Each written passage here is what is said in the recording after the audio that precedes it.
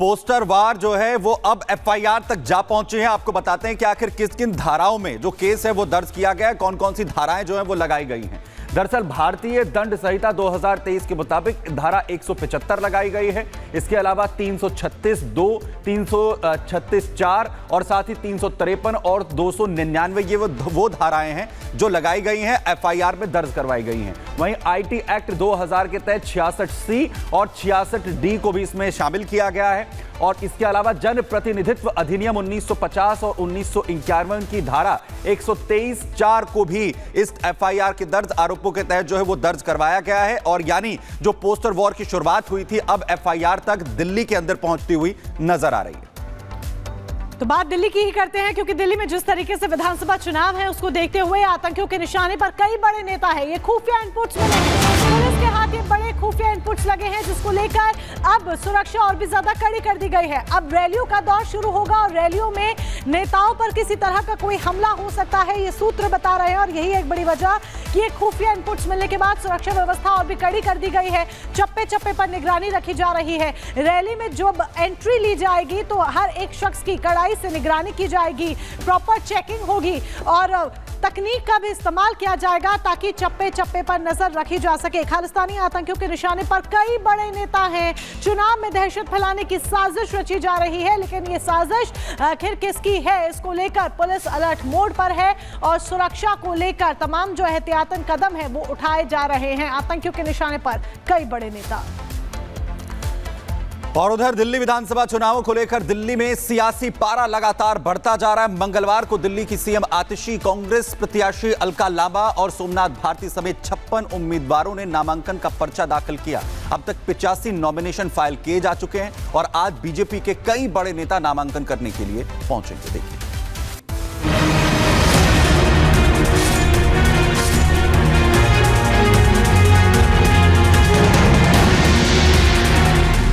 दिल्ली में राजनीति के दिग्गज हुंकार भरने लगे हैं। राजनीतिक दल न केवल सत्ता में आने की जुगत भिड़ा रहे हैं, बल्कि एक दूसरे को निपटाने में भी कोई कसर नहीं छोड़ रहे हैं। बीजेपी ने आरोपों की झड़ी लगाकर आम आदमी पार्टी के लिए मुसीबत खड़ी कर दी है, तो आप भी लगातार बीजेपी पर हमलावर नजर आ रही है। दिल्ली किसकी मलकियत होगी इसका पता तो 8 फरवरी को चलेगा, लेकिन उससे पहले दिल्ली पर दावा जताने के लिए सभी सियासतदान पैंतरा अपना रहे हैं। दिल्ली का रण जीतने के लिए मंगलवार को कुल 56 प्रत्याशियों ने नामांकन पर्चा दाखिल किया, जिसमें सीएम आतिशी भी शामिल हैं। तो वहीं आज बीजेपी के कई बड़े चेहरे नॉमिनेशन फाइल कर रहे हैं, जिसमें नई दिल्ली सीट से बीजेपी उम्मीदवार प्रवेश वर्मा, कालकाजी सीट से रमेश बिधूड़ी, बिजवासन सीट से कैलाश गहलोत, जंगपुरा से आम आदमी पार्टी उम्मीदवार मनीष सिसोदिया का नाम शामिल है।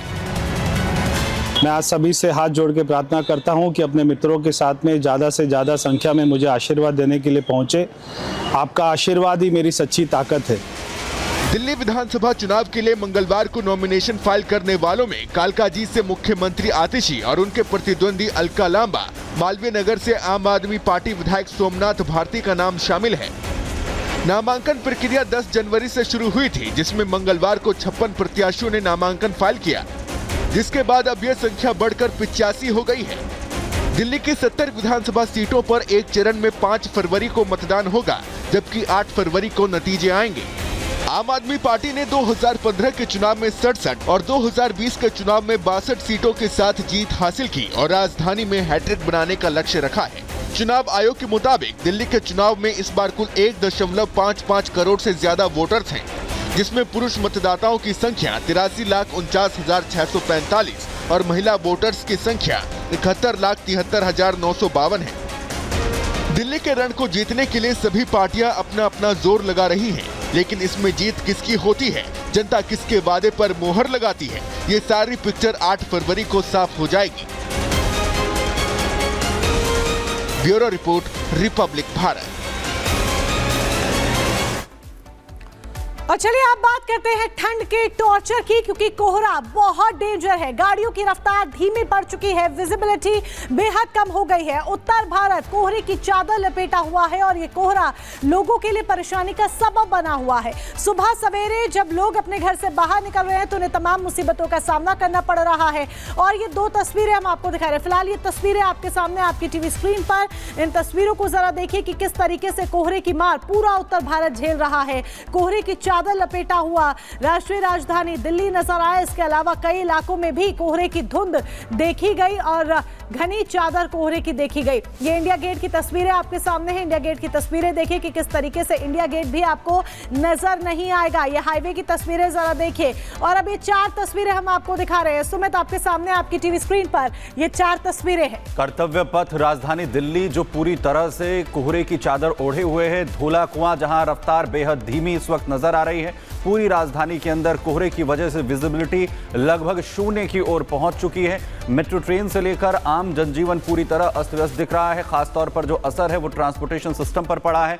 लोगों को आने जाने में खासी दिक्कतों का सामना इस वक्त करना पड़ रहा है। रफ्तार बेहद धीमी कोहरे की वजह से हो चुकी है। वहीं कई ट्रेन इस वक्त लेट चल रही हैं और साथ ही जो फ्लाइट्स हैं उन्हें भी टेक ऑफ में दिक्कत आ रही है और इसी के चलते कई फ्लाइट्स को भी कैंसिल यहां पर करना पड़ रहा है। तो दिल्ली एनसीआर में इस वक्त कोहरे की मार खासतौर पर देखने को मिल रही है। इसके अलावा पूरा उत्तर भारत इस वक्त कड़ाके की ठंड की चपेट में है, जहां पर जो पारा है वो बेहद कम इस वक्त दर्ज किया जा रहा है। दिल्ली एनसीआर के जो आसपास के इलाके हैं वहां पर विजिबिलिटी लगभग 0 पर पहुंच चुकी है। नोएडा से लेकर गुरुग्राम तक, इसके अलावा राजधानी दिल्ली का क्षेत्र गाजियाबाद तक, हर जगह तकरीबन एक ही स्थिति इस वक्त देखने को मिल रही है। और साथ ही जो लोग सुबह अपने दफ्तरों के लिए निकले हैं उन्हें कोहरे का जो सामना है आज सड़कों पर करना पड़ा। ज्यादातर गाड़ियां रेंगते हुए इस वक्त दिख रही हैं। रफ्तार बेहद धीमी इस वक्त हो चुकी है। बिल्कुल रफ्तार धीमी पड़ गई है, गाड़ियां रेंगती हुई नजर आ रही हैं। घनघोर कोहरे की चादर की वजह से ट्रेनें लेट हो रही हैं। बारिश की संभावना जताई जा रही है। आईटीओ दिल्ली की तस्वीर देखिए किस तरीके से लोग गाड़ियों की लाइट्स जलाकर धीमी रफ्तार में आगे बढ़ रही हैं। जब दफ्तर के लिए सुबह लोग अपने घर से निकले तो विजिबिलिटी बेहद कम थी। लोगों को अपने दफ्तर तक जाने के लिए बेहद मुश्किलों का सामना करना पड़ा। आगे क्या है कुछ नजर नहीं आ रहा था। और फिलहाल ये 3 तस्वीरें हम आपको दिखा रहे हैं। अयोध्या जंक्शन की तस्वीर जरा देखिए कि ट्रेनें भी इस वजह से लेट हो रही हैं। धुंध ही धुंध नजर आ रही है तो दूसरी तरफ फ्लाइट्स भी डिले हो रही हैं, क्योंकि कोहरे की घनी चादर और उसकी वजह से सेफ्टी मेजर्स को देखते हुए फ्लाइट्स डिले हो रही हैं। और तीसरी तस्वीर भी आपके सामने इंडिया गेट दिल्ली की, जहां इंडिया गेट कहां है यही कोहरे की वजह से नजर नहीं आ रहा है। पूरा उत्तर भारत जहां पर घना कोहरा छाया हुआ है। कोमल सहयोगी इस खबर पर जानकारी के साथ इस वक्त जुड़ रही हैं। कोमल, क्या सिचुएशंस हैं, क्योंकि चारों तरफ सिर्फ और सिर्फ धुंध नजर आ रही है? बिल्कुल, देखिए सुबह से आपको तस्वीरें दिखा रहे हैं। राजधानी दिल्ली जो है पूरी तरह से सफेद धुंध की चादर से लिपटी हुई नजर आ रही है। अब चूंकि देखिए ऑफिस का समय हो गया, अगर हम तड़के सुबह की तस्वीर दिखा रहे थे उस समय भी देखिए सफेद धुंध की चादर नजर आ रही थी, लेकिन अभी भी 2 घंटे बाद की भी अगर हम आपको तस्वीर दिखा रहे हैं, एक तस्वीर 7 बजे दिखाई थी, दूसरी तस्वीर आपको 9 बजे की दिखा रहे हैं, लेकिन अब भी जो तस्वीर है वो बिल्कुल एग्जैक्ट वही सेम है। सफेद धुंध की चादर साफ तौर पर आपको नजर आ रही होगी। विजिबिलिटी की बात करें, विजिबिलिटी पूरी तरह से 0 है। थोड़ी सी आगे जाएंगे आपको कुछ भी नजर नहीं आएगा। यहाँ पे जब गाड़ियां लगी हैं, जो गाड़ियों की रफ्तार है वो कम हो गई है। सामने कौन खड़ा है ये भी नजर नहीं आएगा। तो इस तरह की तस्वीर जो है वो राजधानी दिल्ली में देखने को मिल रही है। बीते मंगलवार की बात करें तो जिस तरह से धूप खिली थी तो कहीं ना कहीं अनुमान लगाया जा रहा था कि अब सर्दी से राहत मिलेगी, लेकिन राहत नहीं मिलती हुई नजर आ रही है। मौसम विभाग की बात करें तो मौसम विभाग ने साफ तौर पर यह कहा है कि आज जो है, आज और कल यानी 15 और 16 जनवरी को बारिश हो सकती है। तो ऐसे में सर्दी का सितम एक बार फिर से बढ़ता हुआ नजर आएगा। लेकिन ये जो कोहरा है इसकी वजह से आम जनजीवन पूरी तरह से अस्त व्यस्त भी नजर आ रहा है।